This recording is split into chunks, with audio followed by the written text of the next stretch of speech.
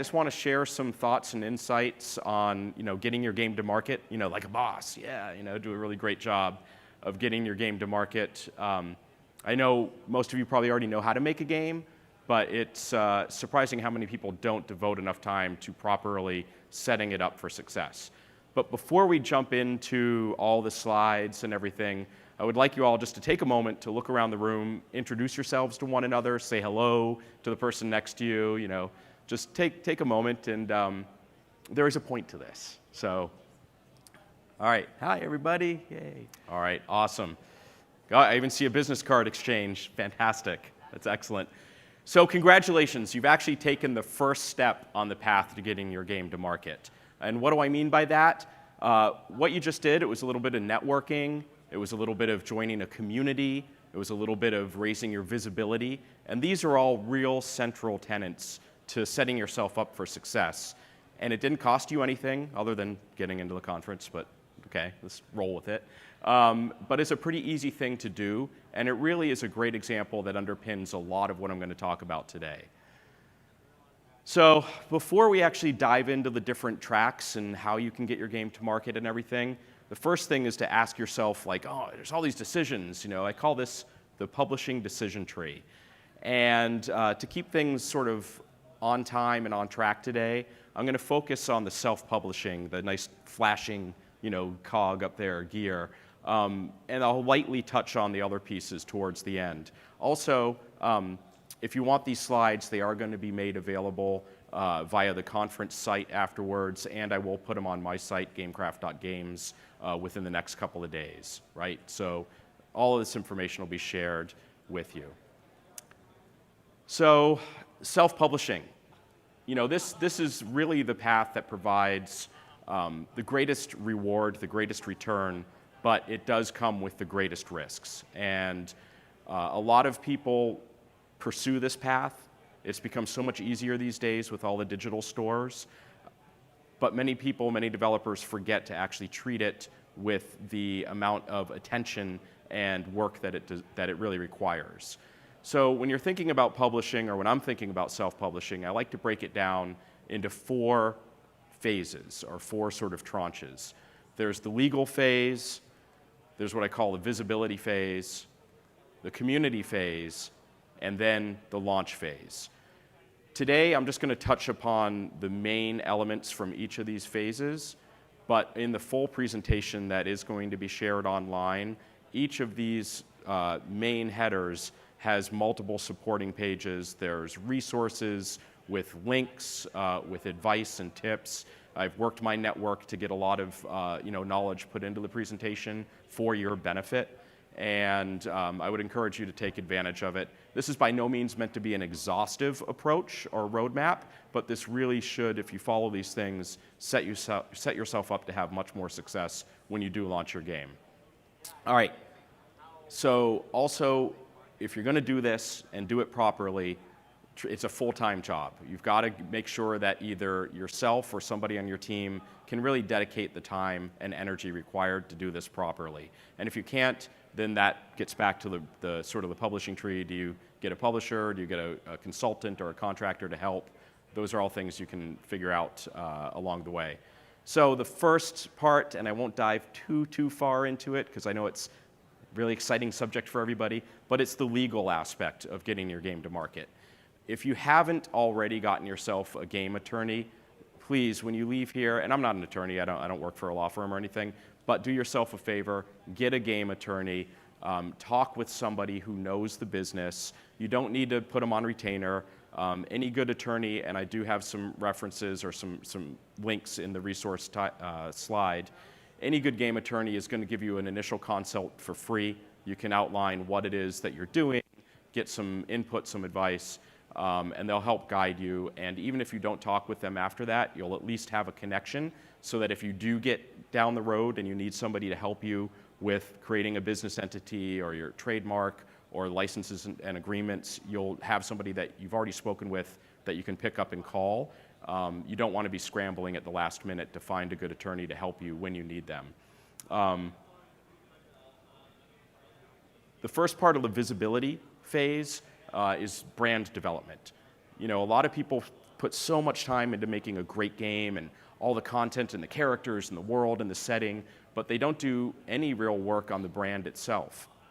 And I'm not talking necessarily about, I mean, part of this is the marketing aspect of it with, you know, your visual assets and things like that, but it also encompasses things like your messaging, identity, your tone. You know, these are the things, your messaging, that really represents what your underlying beliefs and values are. It is the underpinning for how you're going to communicate to the public and to other business partners. It's good for yourself and your team and your community. The tone, you know, that's really the voice that you're going to use. It may sound like just sort of a whatever thing, but you'll notice that a lot of the more successful games have a tone to their messaging that matches the game itself, right? And just the whole experience and atmosphere that they're creating with the gameplay, that's translated into a really efficient brand sort of tone and messaging that helps to draw people in. Your identity, it's not just how you see yourself, but spend some time thinking about how do other people see me? How do they see my company, my game? How do they see where we sit within the marketplace? And this will really inform how you then message things back out. You know, these are all kind of linked together. They're branches of the same tree, but they are different. And one of the things that, again, I love things that don't cost a lot of money, right? Especially if you're an indie developer. One of the great things about brand development is, sure, you could do a lot of focus testing and A/B testing online and all of that, but don't forget to talk with your employees, your team, your friends, your family, people at conferences. Just bounce ideas off folks, right? You'll get a lot of great feedback that will quickly help you identify what your brand stands for. And then that'll help you get your game noticed when you go out to raise your visibility. So your online presence, you know, this is another thing that so many developers overlook or leave until the last minute. It doesn't really take a lot of time or energy or costs. Get a website up. It doesn't need to be perfect. I know I've spoken with a lot of devs who are like, oh, you know, we don't have all kinds of concept art or assets to put up to make a flashy website. Yet, you know, you're not competing with something that Ubisoft or Activision might do. Just get a website up, get something started so that people can start to find you and engage with you online, and it's a place that you can start to direct people. Digital stores, get your store pages up if you're able to when it's early. Social media, create your different social media accounts. A real word of warning on social media, though, is only create accounts in places that you know you can devote the time to engaging with. You can actually do damage to your brand if you create accounts everywhere, but you only use one or two. So if you have an account on Twitter, for instance, or Instagram, and you're not updating it, then people who find you through that channel are going to think you're a dead brand, and it's actually going to have a negative impact on you down the road. You can always grow to expand your social channels and your social reach, but make sure that when you start it, you're able to really spend time and pay attention to it so that people know that you're there, that you're not just some dead or zombie game. So engage, the engagement phase. I don't mean like, okay, we're out there selling the public. This is a stage where you begin to actively seek out where you think where the people who you think are going to be your players are online.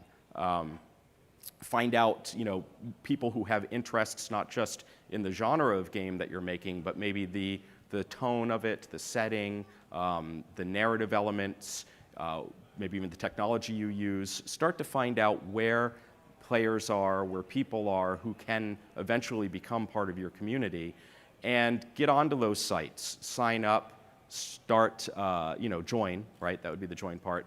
Get out there, don't proselytize or sell your game yet, but start to engage and contribute and become a member of these online communities, right? We've probably all seen it. I know I've seen it where you have somebody who jumps into a Reddit forum somewhere and they've only signed up an account 2 weeks ago and they're saying, hey, go check out my game. And that doesn't go anywhere, right? That just gets a lot of negative feedback and builds up a negative reputation for you and your game. The people that actually get out there and support other people who are in the community, respond to posts, engage in discussions, offer advice, if you do that, you'll build up a lot of goodwill. and you'll be ready to capitalize upon that. You'll be putting it in the bank for when you actually start to really drive communication around building a community. Okay, the press. So this could almost be called a pre-press phase, right? Again, one thing people often forget, journalists in the press, they're people too. And think about it. Would you want someone coming up to you that you don't even know, cold calling? No one likes to get a cold call from some telemarketer on the phone, buy my product, right? Who you've never heard of. Neither do journalists or people in the press. What I really recommend early on is you identify people in the press, identify outlets and journalists who are already talking about things that are relevant to what you're making, whether it's the genre, mechanics, again, narrative elements, whatever it may be, platform. Get out there and identify who those journalists and those outlets are and start following them, right? Follow them on Twitter, sign up for their newsletters, and start liking their content, sharing their content, responding to them. A lot of similar themes to the to engaging with the beginnings of your community is the same thing with engaging with the press. This will build up a lot of goodwill. So again, when the time comes that you want to reach out to them, you'll be a familiar face or a familiar name, and they'll be much more likely, no guarantee, but much more likely to respond to your inquiry, right? Because you're not going to just be someone cold calling. I talked with David Jagno, who's a journalist for Upload VR, and he also contributes to Forbes and some other press sites about gaming and whatnot, PC Gamer, and he had two really good points. He said, first and foremost, when the time comes to engage with the press, you want to make their job a lot easier. I will talk about this later, but it's good to know for now that this is a common thread through a lot of the notes or points here. You want to make other people's jobs easier when you do reach out to them, provide them with information that they don't have to come and ask you for. And just remember that press are people too. Don't think just because you had a good engagement with somebody in the press that maybe they wrote a great article about the formation of your company, that they're going to automatically write a great article about your game. Those are two different things. And just treat them like people, and you'll get a lot further. Okay, next is a blog, right? And this is a category, right? It's not straight on like, whoa, dude, you're like 15 years too late. So get out there and start a dev diary. This is something that can go on to your website, it can go onto LinkedIn, it can go social media. But just keep an online diary of what you're doing, right? It doesn't have to be something massive and perfect. It can just be little updates here and there. Just something that starts, and you don't even need to be promoting this heavily at this point in time, because this is all part of building your visibility. You want to build up a little bit of a library, a little bit of a catalog of content, and also it's great practice for you so that you're in sort of the flow. Writing is just like any other skill. You want to practice it, you want to get used to it, find your flow, find your voice. This could be a written diary, it could be a video diary. We'll get into that a little bit later as well. It's also, this is a great place where you can start to share knowledge with other developers and with the community. I come from the school of thought where I believe in just sharing what you're up to. I'm not afraid of someone stealing my idea. I really subscribe to the thought that when you're building something, it's 10% inspiration and 90% perspiration, right? So don't be afraid to share things that you've come up with or things that you've learned, because this will establish you as a thought leader in the space, which again, we're trying to build capital for down the road when you want to come out and start selling, right, and really promoting hard. And if you're viewed as a thought leader, people will be much more receptive to what you're trying to pitch to them when that time comes. The other great thing about a blog and getting material and content out there is it generates followers. One of the things that's often overlooked is just getting your search rankings up, having your game and your brand appear when people search for it. If you're blogging and posting stuff onto your website, that will naturally start to increase your search engine ranks and optimization. So it just puts you in a better position to be found when you are out there actively talking about the game.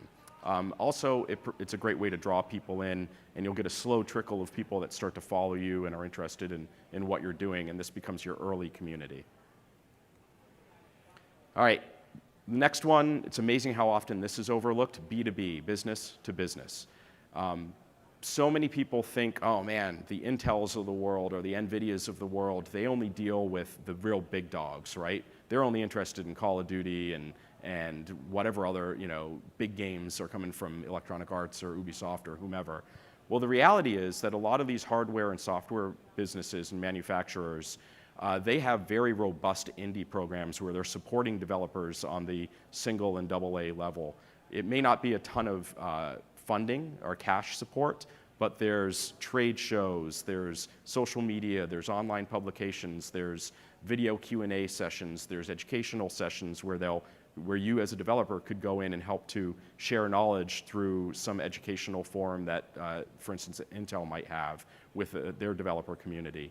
And this all starts to lay the groundwork for you getting support from them. And I kind of jumped off script here, but again, the common theme on a lot of these things, identify who in the hardware and software world are doing things that align with your game. If your game is doing something really cool with AI, then find out who's working on AI chips, right, and reach out to them.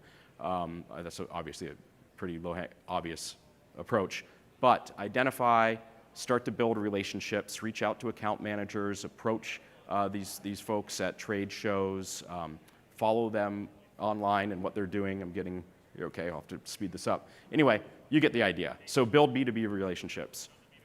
Community, this is the first of the really big elements. About a year out from launch, you really want to think about actively engaging your community through multiple channels. There's synchronous communication, Discord, for instance, but there's a number of other channels.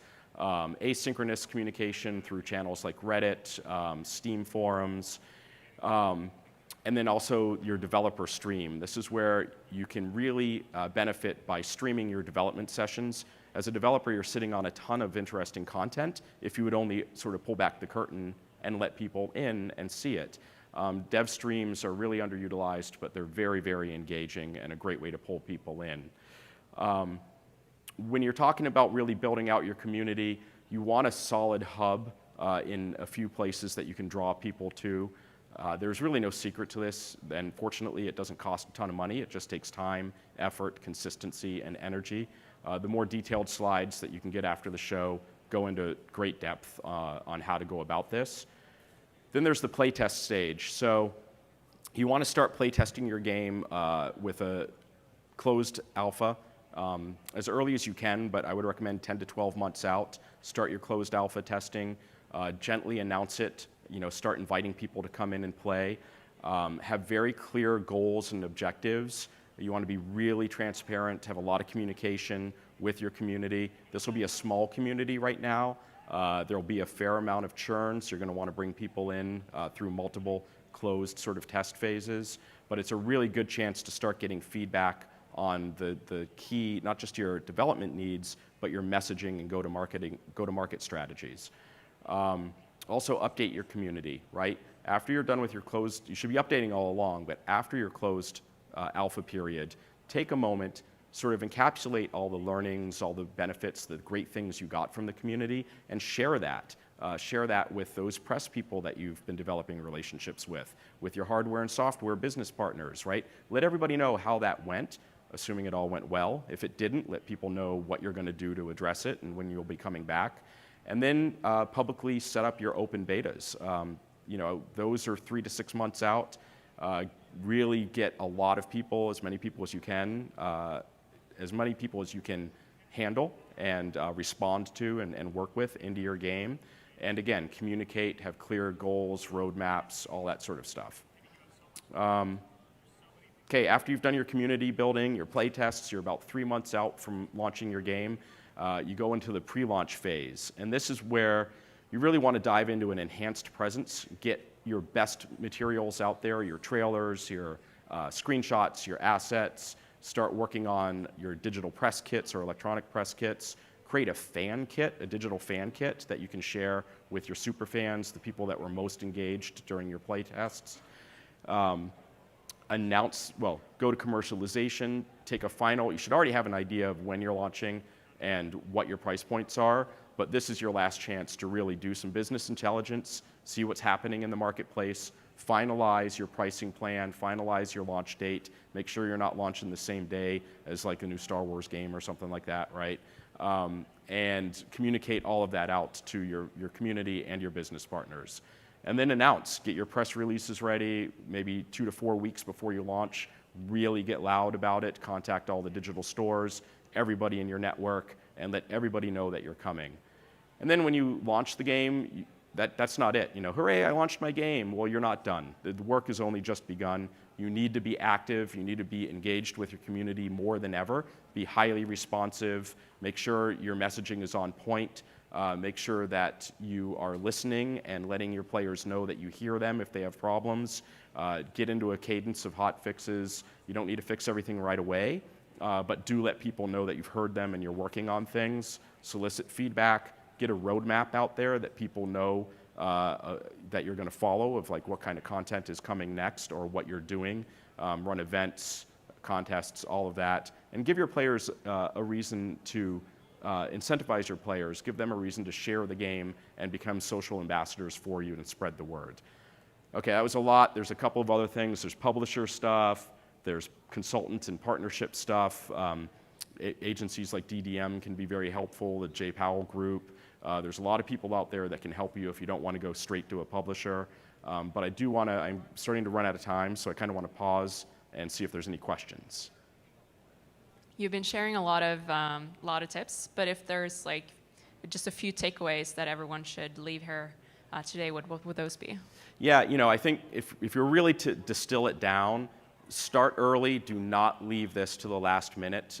Too many developers out there get a month out from launching their game and like, holy crap, I don't have a community. How am I going to get the word out? There's no secret to it. It just takes time. So start early, build it up over time, be authentic, be visible, and you know, that's probably the main tip I would have. And make sure that you have the bandwidth to do this properly. Don't sort of do it halfway because that can backfire on you. You need to be engaged. You need to be connected with your community in order to build it and build up trust. Okay? All right. Please give Chris a warm applause.